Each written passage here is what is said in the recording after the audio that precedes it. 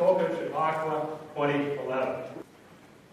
Those of you that have had a chance to read the introductory material in your registration program will have had the complete explanation of the Chautauqua salute, but instead it's this very elegant gesture. How do we wish Steve Paikin happy birthday?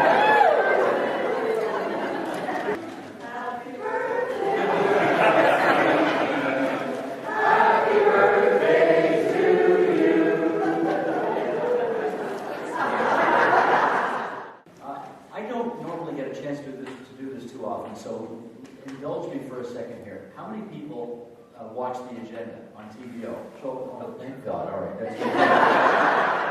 Sean Ibbitson is the bureau chief in Ottawa for the Globe and Mail and the author of The Landing, and he's going to kick us off. So, John Ibbitson, everybody.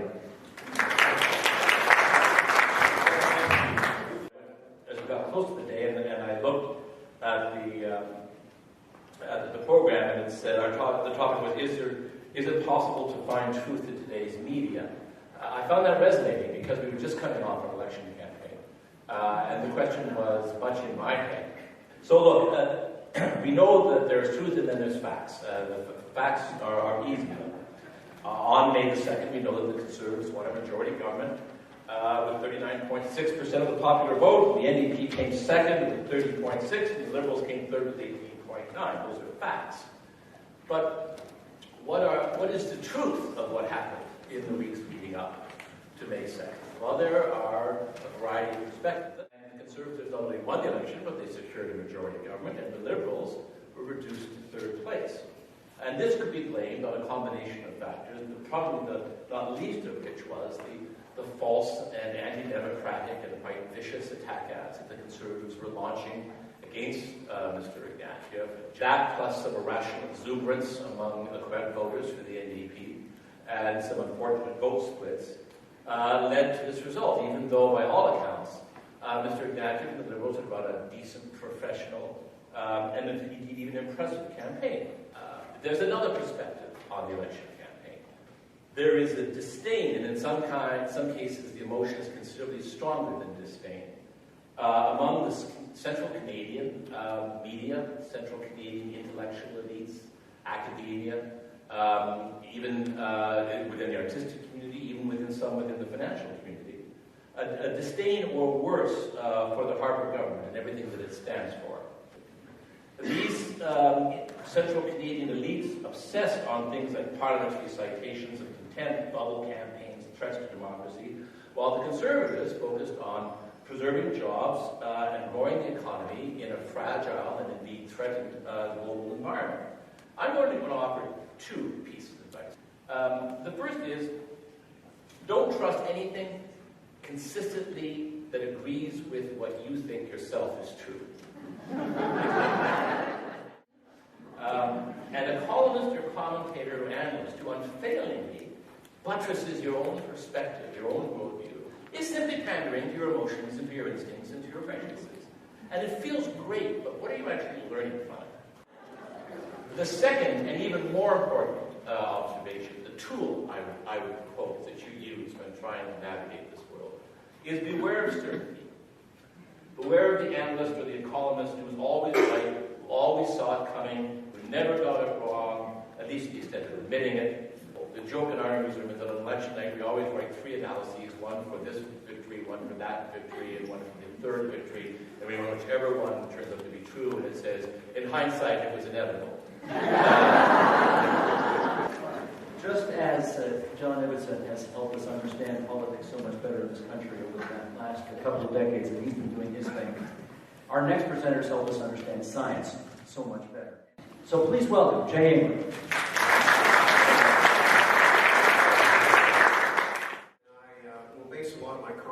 On a website called culturalcognition.net.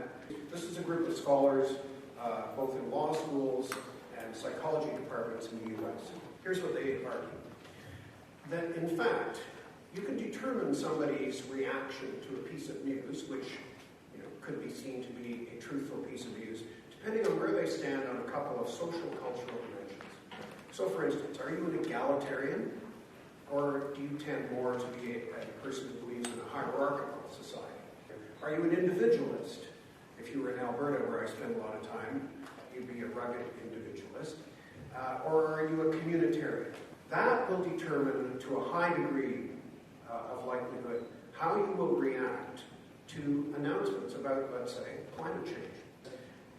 One's identification with a story is complex, and it has to do with the kind of language you use, how the spokesperson looks, and indeed what the substance of the argument is, but really at the end it's all driven by what you already believe. Ladies and gentlemen, if you follow radio in this country, you'll know there's one franchise that's more important than any other, and it's called As It Happens.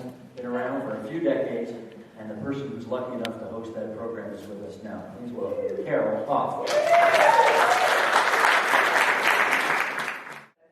This is a subject that is near and dear to our hearts as journalists, about truth and facts and how confusing they can be for us trying to report on them. And one of my earliest exposures to my confusion about this is when I was reading years ago Ken Kesey's novel, One Flew Over the Cuckoo's Nest.